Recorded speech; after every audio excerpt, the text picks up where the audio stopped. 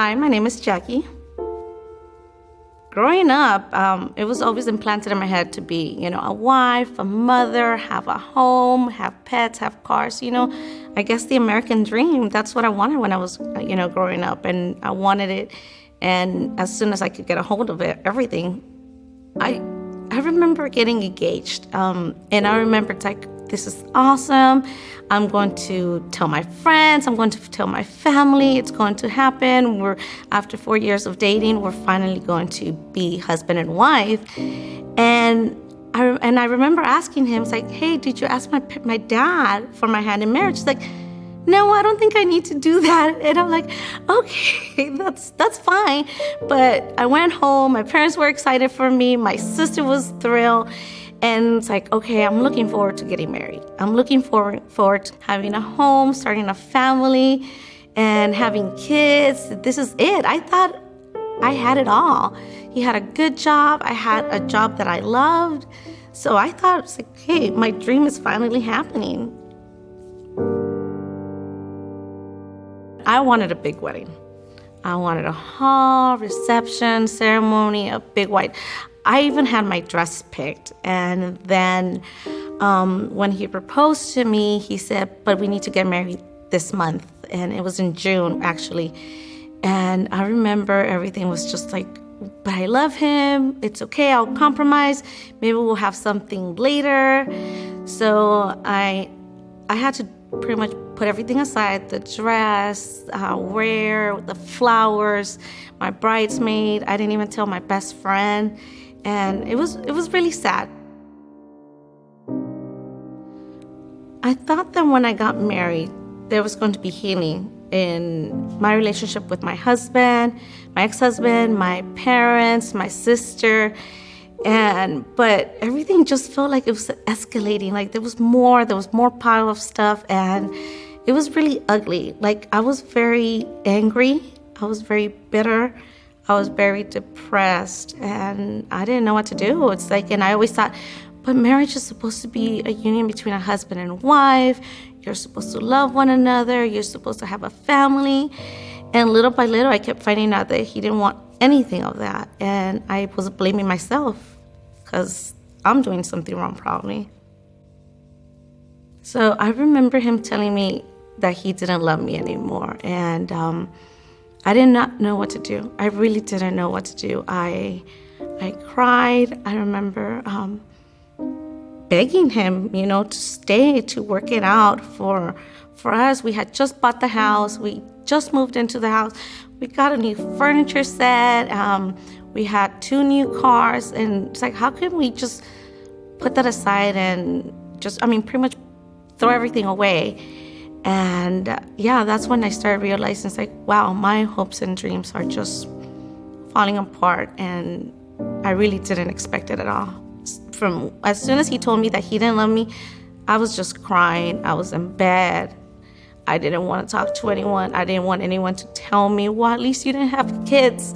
I didn't want to hear that. I just wanted my husband back. The things that were going through my head was like, I feel so unloved. I feel like there's no one that loves me. I really feel like I really let my husband down. And I wanted to fix it. I wanted to do something to work it out. What can I do? How can I change? So my ex-husband would want me. And everything was negative. I really was going through a depression. I really felt like there was no hope. Like I remember driving, and I'm being honest, I remember driving on the 5 freeway going to Santa Clarita, and I remember seeing the side of the freeway. It was really late at night, and I thought, you know what? I'm okay if I die right now. And it was only a 1-day thing, but I really felt like my life is over. There's no hope for me. No one loves me, and by no one, it was just my husband. But I really thought, this is it. There's no reason for me to live. We were separated for, I want to say, like 6 months without us doing anything. and I would cry. And finally, when the divorce started happening, I'm like, okay, this is it. We were still getting into arguments over the phone, text messages. But I had my sister that she would pray for me. And she would always tell me, like, Jackie, just go on your knees and pray. And I'm like, but I want my husband and he doesn't want me. How can I pray? It's like, you just need to pray, Jackie. And I remember praying, and little by little, like, I asked my friends, like, can I go back to church? Maybe go to school discipleship? And she told me the day I started attending school discipleship. I started attending Shepherd again, and I got involved into pretty much every ministry you could think of. And right away, I felt like my life just did a whole turn. Like, all of a sudden it's like, wow, I really feel like it was from one day to the next. It was like, wow, it was like, I feel alive. I'm feeling loved, and not just by my friends and family, but mainly God. And I started realizing that I had God who loved me since the beginning. And at that moment, I was separated. We were waiting for the final date, and was realizing that I'm like, you know what? I'm doing okay without him. He doesn't want me. Okay, that's his choice. But I really felt God in my life. And I remember being on the last day of court. I remember being there. I was not afraid. I was not scared. I felt peace, finally. And I knew it's because of God.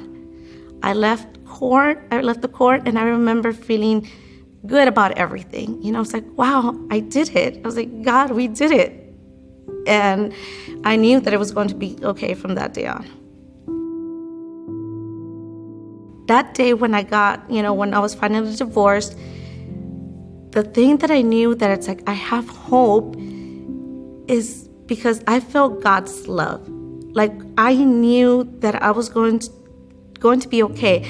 I knew that I was loved and I was beautiful, because my ex-husband told me he didn't love me.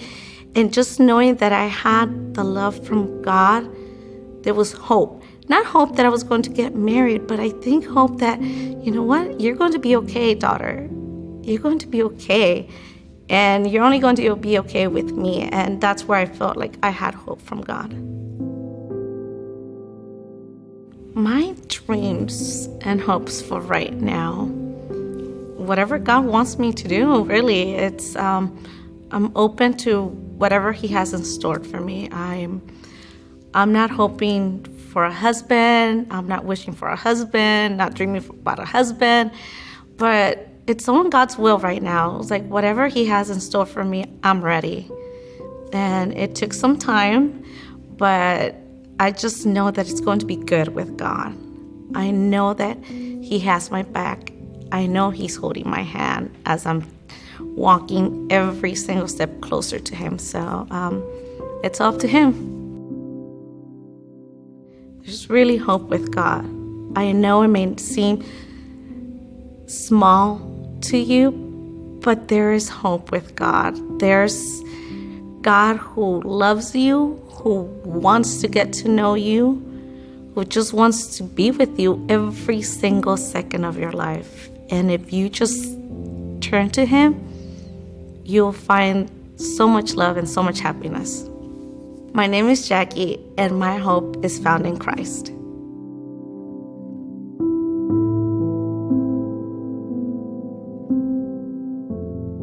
We all have plans.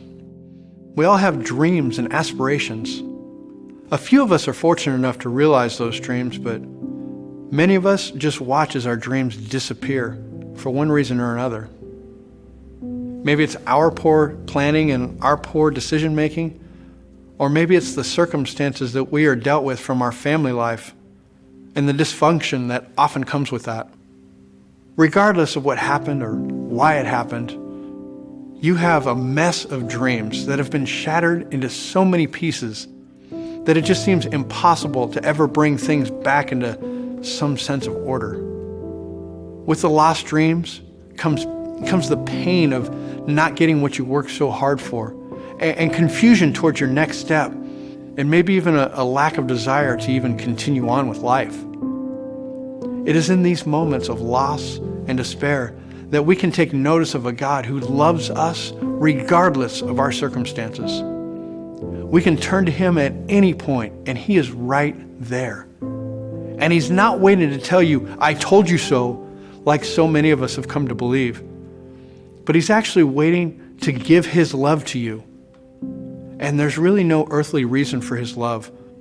His love is holy, and it's full, and it's complete, and it's specifically designed for you. His love is so great, in fact, that it brings hope to us, even when we are lost in the confusion and pain of our shattered dreams. This amazing and loving God is right here with you to help you pick up the millions of pieces of your shattered dreams.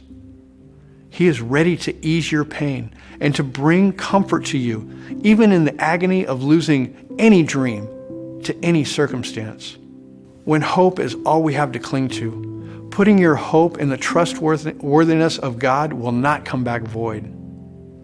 Your plans may fall apart and your dreams may shatter, but the God who knows the inmost depths of your heart and your mind will bring comfort and peace in your times of disappointment, loss, and heartache. His peace passes all understanding. God can and will give direction and bring about a satisfaction that goes well beyond any earthly dream. He also brings comfort and peace when your dreams are not realized, and this proves invaluable as we have never been promised an easy life as a Christian, but we have been promised a better life. The God who fully indwells you brings this hope of a life with him, guiding you to dreams you could not possibly imagine. It's a life lived in his love, surrounded by his power, his strength, his comfort, and his peace. In a world full of real pain, God brings a hope that is so great that it brings joy and peace to the most desperate of hearts and the most dire of circumstances. It is God's love that brings that kind of hope.